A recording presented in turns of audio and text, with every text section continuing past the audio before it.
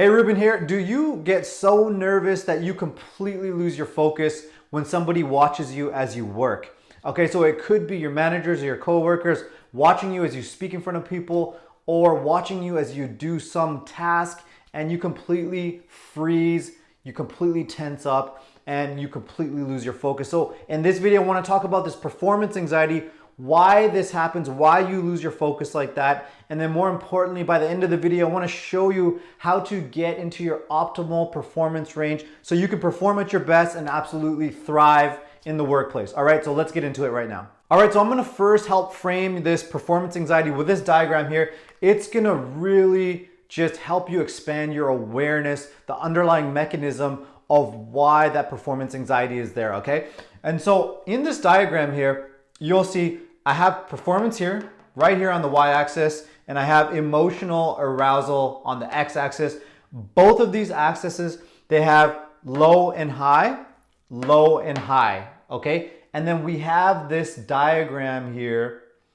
You know, it's got a peak in the middle, and at the top it's got this flow. And essentially what this diagram is showing you is that emotional arousal. Think of emotional arousal as, you know, nervousness, anxiety, panic, fear. This is emotional arousal. And you'll see that here, if you have too much of that, your performance goes down, okay?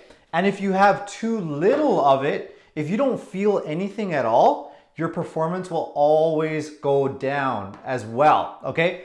But if you have the right amount of that, if you have the right amount of nerves, you may have heard the expression that nerves keep you sharp, okay? So just the right amount of nervousness can actually make you perform better at your job, and that's why we have the flow state in the middle here. Now I'm gonna walk you through an example of one of my battles that I used to have at work. I could not speak in front of people. So whenever I spoke in front of people, work meetings, whatever, I got put on the spot or it was time for me to speak, my mind would go blank. You know, my voice would shake, my heart rate's going through the roof, I couldn't breathe. I felt like I was suffocating, just an insane amount of emotions, anxiety. And so what does that mean here? So let's say the performance or the task that I have to do is I have to speak about something in front of a group of people. That's my task, right? But when the emotions got too high, too much anxiety, too much physical symptoms, right? Too much too high of a heart rate, feeling like I can't breathe. The emotional arousal is too high, way too high, right? And so what happens? My performance plummets because my job is to speak. I can't speak. My voice is shaking. I can't relay my ideas to the group. I can't speak clearly, concisely because my performance absolutely plummeted, okay? Now, when that would happen, I'll give you another example of this going back the other way where the emotions are too low. When I would feel that panic, that full-on panic inside, when I would feel that, you know, my voice is shaking, my mind's going blank, I can't breathe, what I would actually do is I would dissociate, okay? And what that means is I would actually check out of my body. Because it was too intense to stay in my body, I would check out of my body, and then that's when it felt like an out-of-body experience, like I'm watching this whole thing from above, and it's not like I'm even in my body anymore. So that's what I would do. I would go all the way to the point where the emotions were way too high, performance went down, and then I would dissociate, completely disconnect from my body and disconnect so I wouldn't feel any emotions whatsoever. So then I would go over this way, okay? So then I would find myself completely dissociated, but when you're dissociated or depersonalized, you're confused, you're dizzy, you're disoriented. And once again, once you're in that state, there's no way I can speak because I don't have my memory. I don't even know what I'm talking about. It doesn't even feel like what's happening in that situation is real. It feels like a dream, right? And so that's when I'm over on this side, on the low end of emotional arousal. But once again, I don't have a working memory once again. So my performance, my ability to speak clearly, concisely, speak to the group, and just my overall ability to be an important member of the group, to share my ideas and share points of improvement, things like that, I didn't have it. I couldn't do it because I'm over here on performance again. So do you see how this works? And so ideally you do want a little bit of nerves, but there is a tipping point. There's a tipping point from being a little bit nervous to like complete terror and panic. Okay, and so you do want a little bit of nerves to enter what we call the flow state. So professional athletes have this ability to drop into this flow state. And you'll notice in the flow state, look how high the performance is. You're performing at your absolute best. And I want to give you a couple of qualities that you'll notice when you're in this state. And so in this state, you are not thinking, you are just being. Your mind's not in the future, it's not in the past. You're just fully present in your body, taken in the moment. And that is why you're working at your absolute best, because your cognitive mind, your intellectual mind is not fully working in that moment. It's taking a back seat, and you've entered this flow state where you can just fully express, be yourself, and just perform at your very best. And so you can start to get an idea of how this translates to social anxiety, right? So being in one-on-one conversations, imagine if you can just flow, be in the moment, be who you truly are in this flow state. You're not thinking, you're just being, okay? Now, one-on-one conversations, speaking in front of groups, hanging out in groups, this is where you want to be, okay? Now, a number of people have touched on this flow state, and you can actually tap into this. We all have this inherently as human beings. We have this within us. In my program, I call it the authentic self. That's what we know it as. But you also hear other just inspirational teachers talk about this. Tony Robbins, he calls it the giant within, okay? David R. Hawkins, he is, a world-renowned psychiatrist. He calls this the higher self, okay? Then we have David Data, who's the author of The Way of a Superior Man. He calls it that which is infinite. Buddhists, they call it the essence of who you truly are. Your core self is who you truly are. And once you access this and live from this place, you will automatically get into the flow state.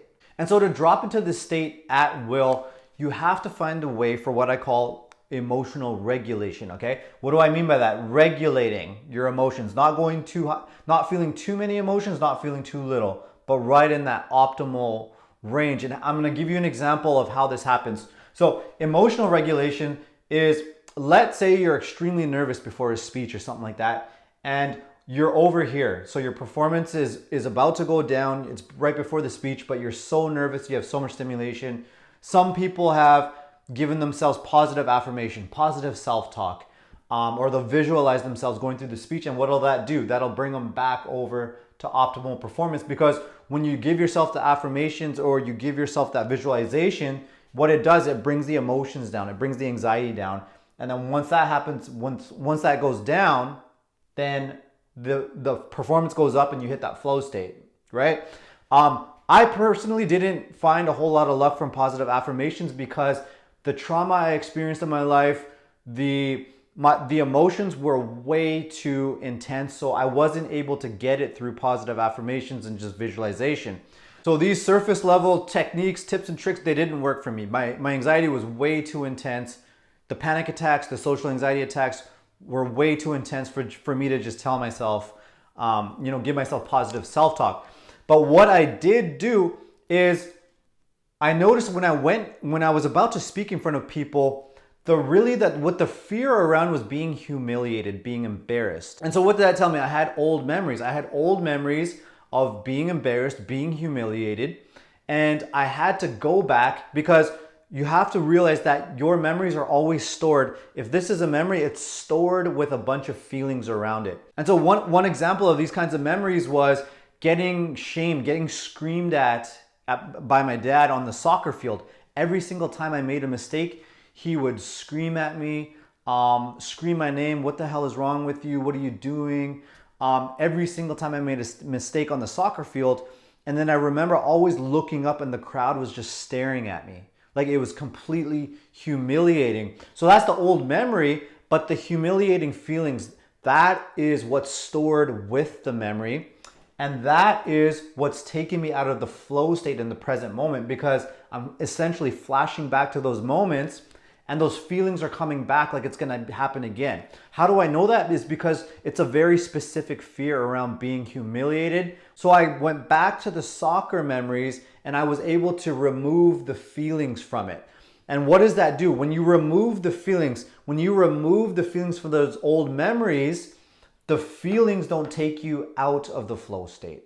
Because this is what it's all about. You want to remain in the flow state all day, every day. That's where you want to be. You just want to be authentically who you are. Because at the public speaking situation at work, what's causing me to have too much emotional arousal? What's causing me to go way too high? It's that fear of being humiliated, that fear of being embarrassed. But if you remove that trigger, so you can no longer get triggered in that way, triggered because of that type of fear, that type of outcome, you won't go this way. You won't get overly emotionally aroused, and that'll keep you in the flow state.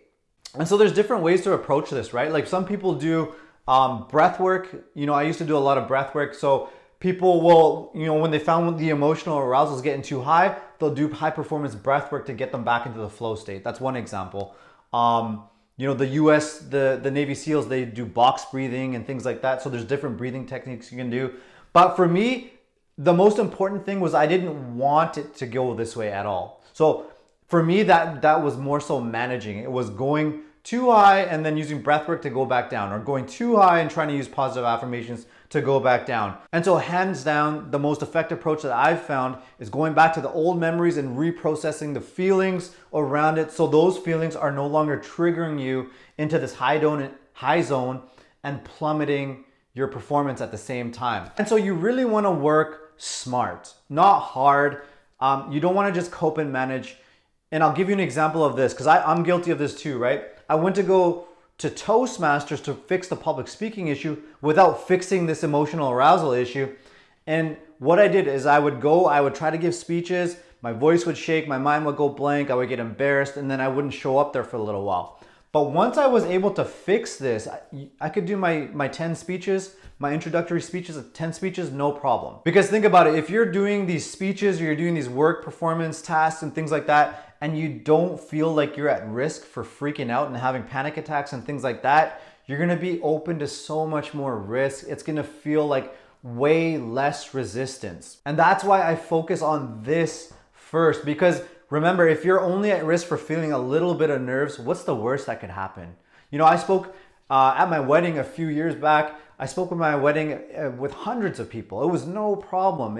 So it becomes easy once you transform the anxiety and the emotions from the inside out. The outside task or the outside things, the external things that you got to do, those become easy once you work on the inside. So if you find this performance anxiety is really holding you back at work or in your social life, whatever happened, whatever you try, you can't get into that flow state, then join our Facebook group. We have a full group dedicated to these anxiety attacks and social anxiety.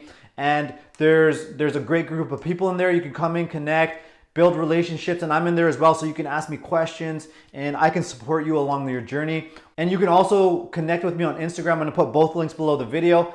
And I post daily content, inspiration, and it's just gonna provide you a ton of value to help you break free from this and really encourage you to keep pushing through on your journey, all right? So thanks for watching, and I will see you in the next video. All right, peace out.